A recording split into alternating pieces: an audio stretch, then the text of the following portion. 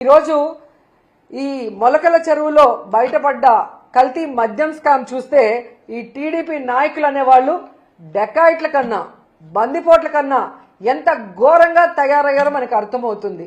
ఎందుకంటే జగన్మోహన్ రెడ్డి గారిని కొట్టే దమ్ము లేక ఈవీఎంలను మేనేజ్ చేసుకొని జగన్మోహన్ రెడ్డి గారు ఇస్తున్న మంచి సంక్షేమ పథకాలు ఇవ్వటమే కాకుండా సూపర్ 6 ఇస్తాము, ఇద్దరుంటే ఇద్దరికి నలుగురుంటే నలుగురికి అని ఏ విధంగా అబద్ధాలు చెప్పి అధికారంలోకి వచ్చింది ప్రజలకి మంచి చేయడానికి కాదు, ప్రజల్ని పీల్చి పిప్పి చేయడానికి అనేది ఈరోజు తెలుగుదేశం పార్టీ వాళ్ళు మరొకసారి నిరూపిస్తున్నారు. నిజంగా ఈరోజు ఈ రాష్ట్ర ప్రజలు తెలుసుకోవాల్సింది ఒక్కటే, ఎందుకంటే చంద్రబాబు నాయుడు అనేవారు ఎప్పటికీ మారడు. ఆ రోజు ఎన్టీఆర్ తీసుకొచ్చిన మంచి మంచి సంక్షేమ పథకాల్ని మంచి చారిత్రాత్మకమైన నిర్ణయాలను ఎలా తొంగలో దొక్కాడో మీ అందరూ గమనించారు.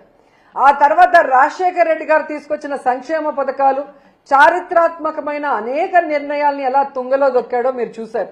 ఈరోజు మళ్ళీ ఒక్క అవకాశం ఇవ్వమని ఏడ్చి అధికారంలోకి వచ్చిన తర్వాత ఏ విధంగా జగన్మోహన్ రెడ్డి గారు తీసుకొచ్చిన సంక్షేమాన్ని అభివృద్ధిని ఎలా తుంగలో దొక్కుతూ ఈ రాష్ట్ర ప్రజలకి నరకాన్ని చూపిస్తున్నారో మనం గుర్తు చేసుకోవాలి.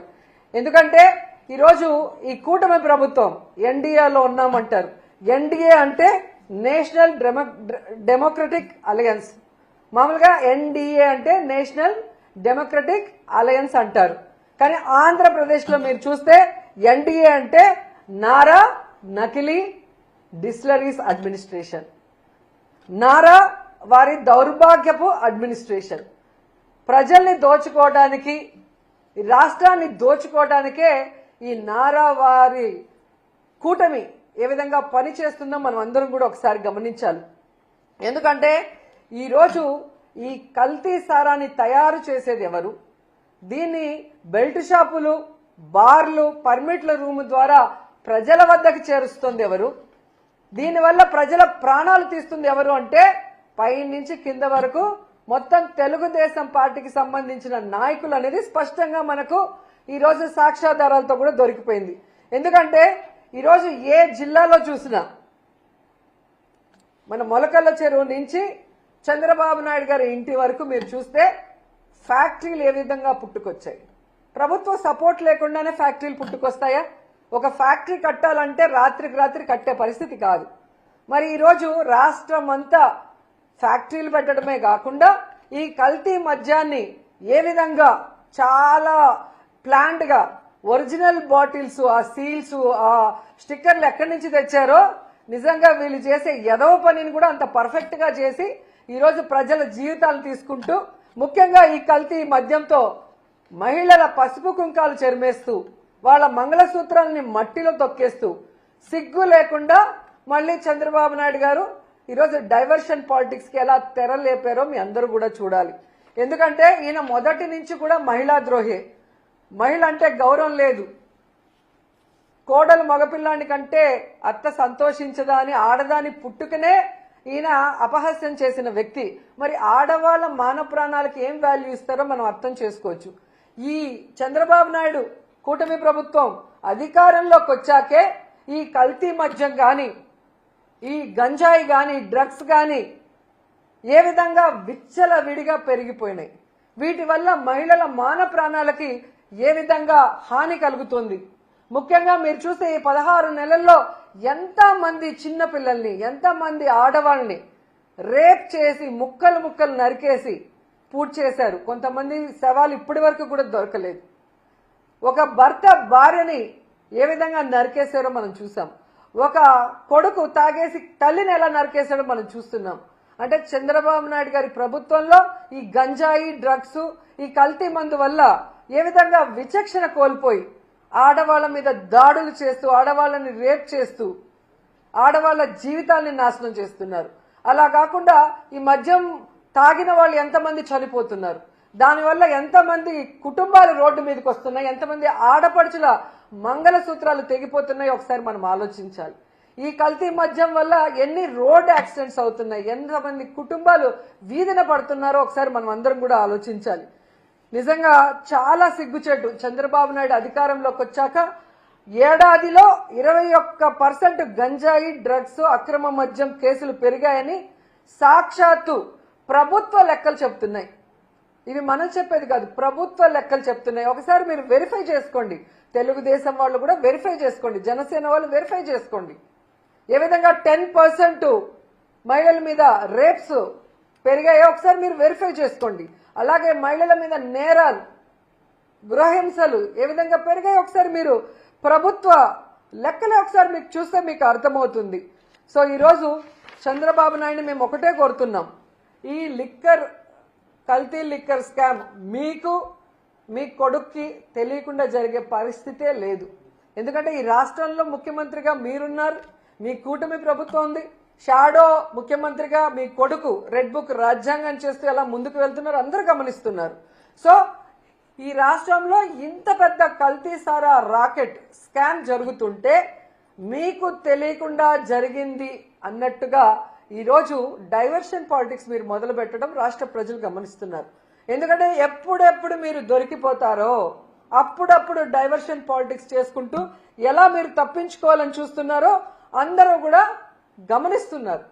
ఎందుకంటే ఈరోజు ఒక చిన్న విషయాన్ని చెప్తాను. ఈ లిక్కర్ స్కామ్ లో మీకు మీ కొడుకుకి సంబంధం ఉంది అనేదానికి చాలా సింపుల్ సాక్ష్యాలు నేను చూపిస్తాను. ఫస్ట్ జనార్దన్ రెడ్డి గారు,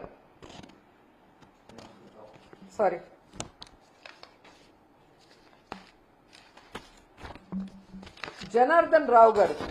సో ఈయన తంబలపల్లి ఎమ్మెల్యేగా మొన్న పోటీ చేశారు. జయచంద్ర, అది ఫోటో మిస్ అయింది. సో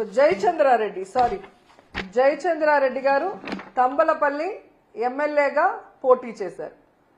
సో ఈరోజు తెలివిగా మీరు ఈయన వైఎస్ఆర్సీపీ కోవట్ అని చెప్పి సస్పెండ్ చేసి చేతులు దులుపుకోవాలని చూస్తున్నారు. ప్రజలు గమనిస్తున్నారండి. ఈ జయచంద్రారెడ్డికి మీరు బీఫామ్ ఇచ్చేటప్పుడు పక్కనే జనార్దన్ రావు A1 మొలకల చెరువులో ఇబ్రహీంపట్నంలో ఫ్యాక్టరీలున్న ఈ జనార్దన్ రావు గారు కూడా పక్క నుండి తీసిచ్చారు. అండ్ ఈరోజు సౌత్ ఆఫ్రికాలో ఏదో వైఎస్ఆర్సీపీ వాళ్ళతో వీళ్ళు బిజినెస్ చేస్తున్నారని మీరు చెప్పడం ప్రజలకి బుర్ర లేదనుకొని మీరు అనుకుంటున్నారేమో, కానీ మీకు బుర్ర లేదు అనేది ప్రజలు గమనించాల్సిన విషయం. ఎందుకంటే ఎమ్మెల్యేగా కంటెస్ట్ చేసిన వ్యక్తి తన అఫిడవిట్ లో వెస్ట్ ఆఫ్రికాలో తాను బిజినెస్లు ఎలా చేస్తున్నానో క్లియర్ కట్ గా తన అఫిడవిట్ లో మీకు ఇవ్వటం జరిగింది. సో అఫిడవిట్ లో అబద్ధం చెప్పరు కదా. ఎన్నికల ముందు మీరు ఎలా సీట్ ఇచ్చారు, ఆయన కంటెస్ట్ చేసే ముందు అఫిడవిట్ లో ఏం పెట్టాడో మీరు చూసే ఇచ్చుంటారు. ఎందుకంటే నిజంగా మీకు మంచోళ్ళకే ఇవ్వాలి అనుకుంటే గతంలో ఎమ్మెల్యేగా చేశారు 2014లో, 2019లో ఓడిపోయిన శంకర్ యాదవ్కి సీట్ ఇవ్వకుండా ఇతనికి ఇవ్వాల్సిన అవసరం ఏమొచ్చింది? ఈరోజు లిక్కర్ స్కామ్ బయటపడ్డ తర్వాత ఇతను వైఎస్ఆర్సీపీ కోవట్టు అని సస్పెండ్ చేసి ఈరోజు మీరు నాటకాలు ఆడటం ఎంతవరకు కరెక్టు? ఎందుకంటే సౌత్ ఆఫ్రికాలో బిజినెస్ చేస్తే ఈరోజు మొలకల చెరువు సౌత్ ఆఫ్రికాలో ఉందా, ఆంధ్రప్రదేశ్లో ఉందా? ఇబ్రహీంపట్నం సౌత్ ఆఫ్రికాలో ఉందా, ఆంధ్రప్రదేశ్లో ఉందా? సో నువ్వు ముఖ్యమంత్రిగా ఉన్న రాష్ట్రంలో, నీ కొడుకు రెడ్ బుక్ రాజ్యాంగం చేస్తున్న ఆంధ్రప్రదేశ్ రాష్ట్రంలో విచ్చలవిడిగా ఫ్యాక్టరీని నెలకొల్పి మద్యం బాటిల్ని కల్తీ చేసి ఏ విధంగా వాళ్ళ డ్రైవర్లే ప్రతి మద్యం షాపుకి, బార్లకి, బెల్ట్ షాపులకి వేస్తూ అరెస్ట్ అయ్యారో నిన్న మొన్న మనం అందరం గమనించాం, ప్రజలు గమనించారు. సో మరి వైఎస్ఆర్సీపీ కోవట్ అయితే ఎందుకు మీరు ఇచ్చారు సీటు? సో డైవర్షన్ పాలిటిక్స్ చేస్తున్న మీకు నేను సూటిగా చెప్తున్నా, నిజంగా వైఎస్ఆర్సీపీ కోవట్ అనుకుంటే వైఎస్ఆర్సీపీ నుంచి వచ్చిన నెల్లూరుకి చెందిన వేమిరెడ్డి గారిని, ప్రశాంతి రెడ్డి గారిని, కోటమిరెడ్డి గారిని, అలాగే తిరుపతి ఎమ్మెల్యేగా ఉన్న శ్రీనివాసులు గారిని, అలాగే గుంటూరు జిల్లాలో ఉన్న లావు కృష్ణ గారిని, అలాగే గొలుసు పార్థసారథి గారిని, సుభాష్ గారిని, వీళ్ళందరినీ ఎందుకు సస్పెండ్ చేయలేదు? దాంట్లో కొంతమందికి ఎందుకు మంత్రి పదవులు ఇచ్చారు? అంటే తప్పుడు పనులు చేసి దొరికిపోతే వాళ్ళు వైఎస్ఆర్సీపీ వాళ్ళని చెప్పటం, వైఎస్ఆర్సీపీ కోవట్లు అని చెప్పి తప్పించుకోవాలన్న ప్రయత్నం చేయటం, లేదంటే వాళ్ళు దొంగలు దొరల్లాగా వేల కోట్లు సంపాదించుకుంటూ మీకు ఇవ్వాల్సిన ముడుపులు ఇచ్చేస్తూ ఉంటారు. సో మీరు పట్టించుకోరు. ఎందుకు ఇది నేను చెప్తున్నాను ఇంత ఘంటాపదంగా అంటే